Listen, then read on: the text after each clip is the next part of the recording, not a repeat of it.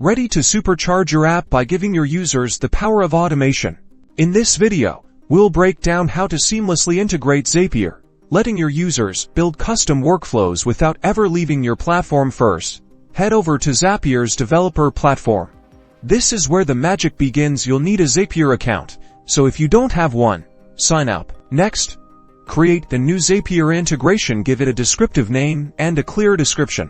This will help your users understand what your app does within Zapier. Now, define your app's triggers and actions. Triggers are events in your app that start as app, like a new user sign up. Actions are things your app can do when triggered by another app, such as creating a task. Clearly define the input fields for each to ensure seamless data transfer. Embedding the Zapier editor directly into your app provides a native experience. This allows users to create and manage their zaps without being redirected to Zapier's website. Once the integration is complete, thoroughly test it.